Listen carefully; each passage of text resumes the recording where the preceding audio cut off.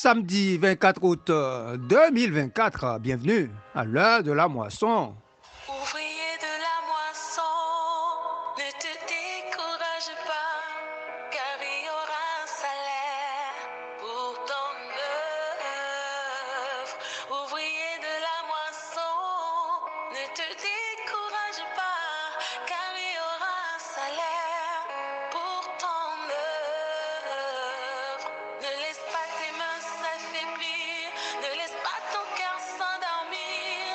Il y aura un salaire pour ton œuvre, ouvrier.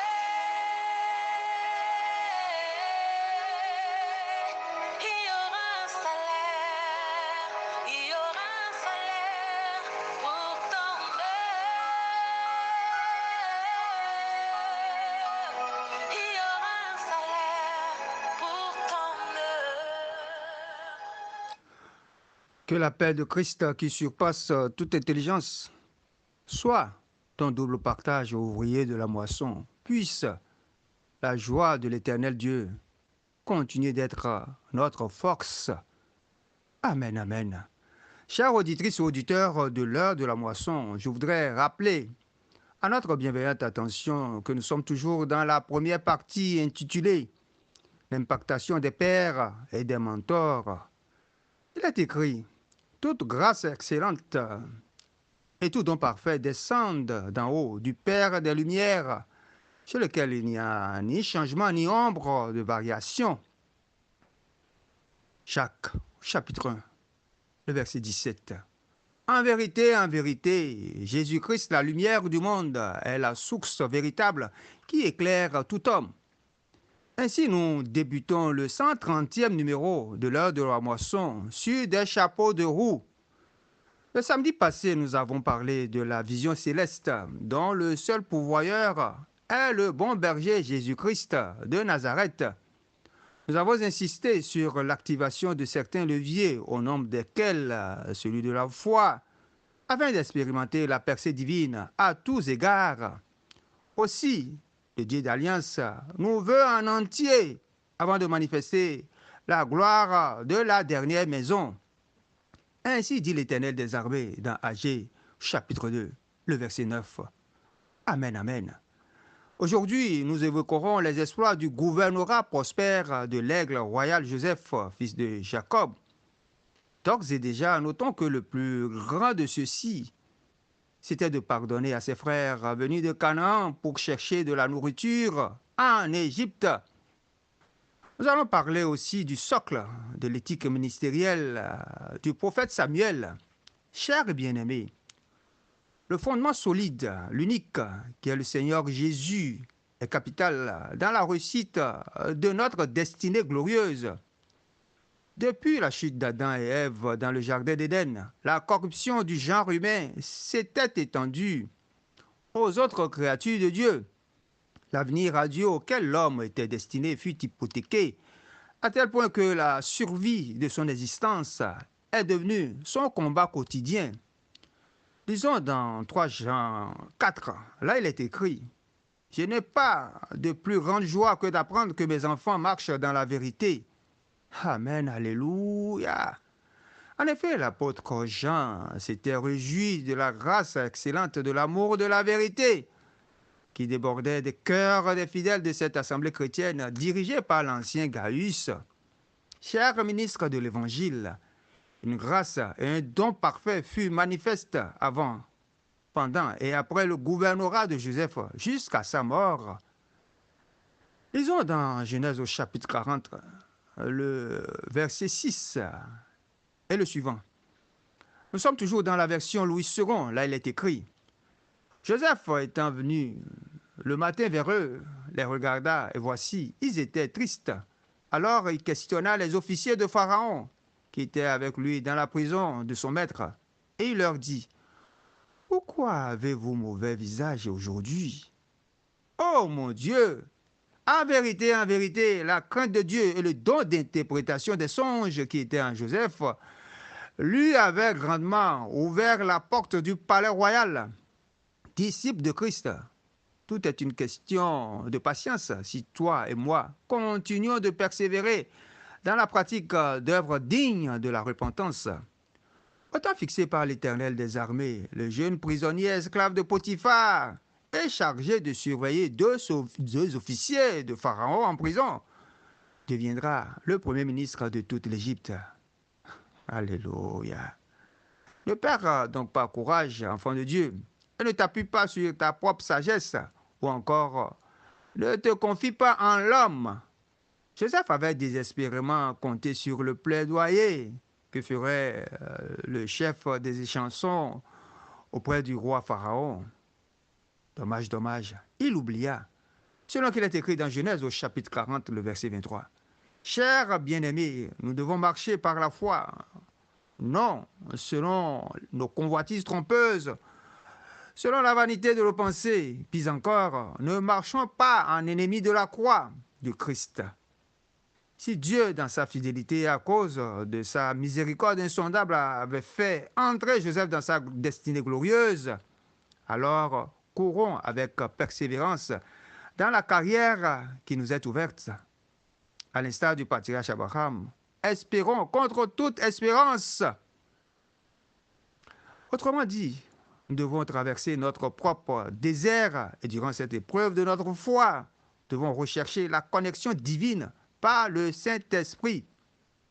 Car il est écrit, jusqu'à ce que l'Esprit soit répandu d'en haut sur nous, que le désert soit changé en verger et que le verger soit considéré comme une forêt. Gloire à Dieu, alléluia. Ésaïe au chapitre 32, le verset 15.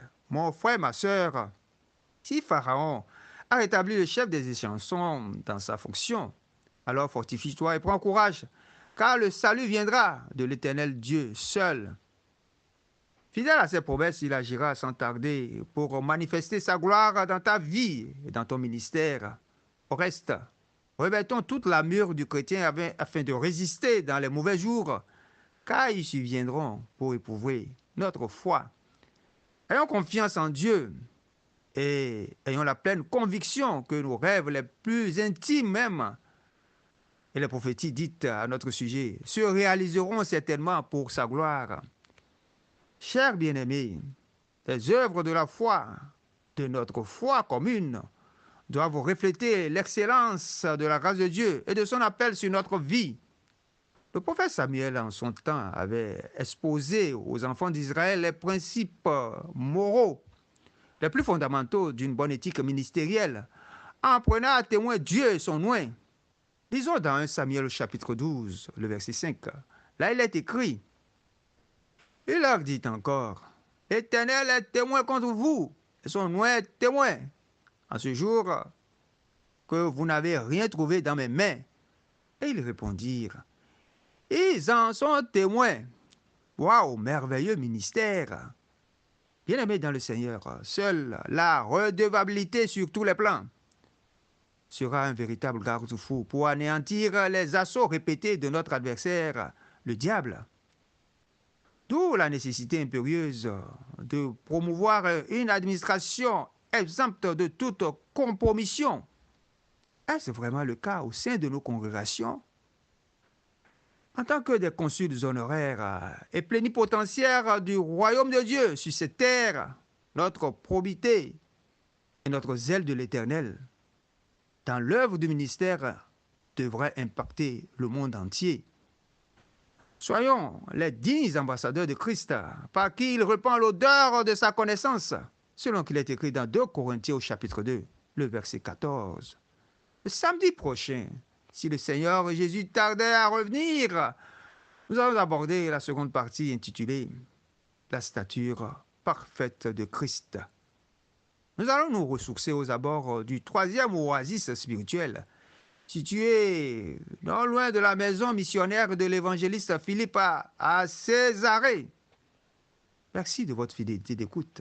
C'était votre serviteur Fatiu Hassani Dileif. Shalom, shalom. Ouvrier de la moisson, bientôt viendra la saison où tu auras ton salaire pour ton œuvre.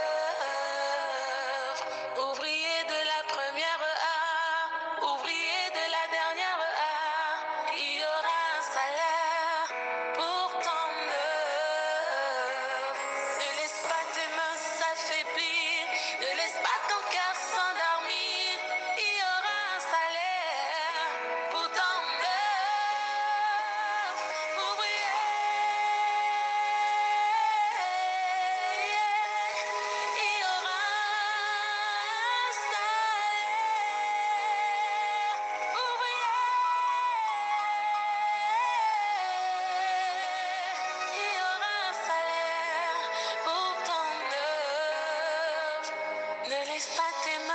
s'affaiblir, ne laisse pas ton cœur s'endormir. Il y aura un salaire pour ton œuvre. Ouvrier de la première heure, ouvrier de la dernière heure, il y aura un salaire pour ton œuvre.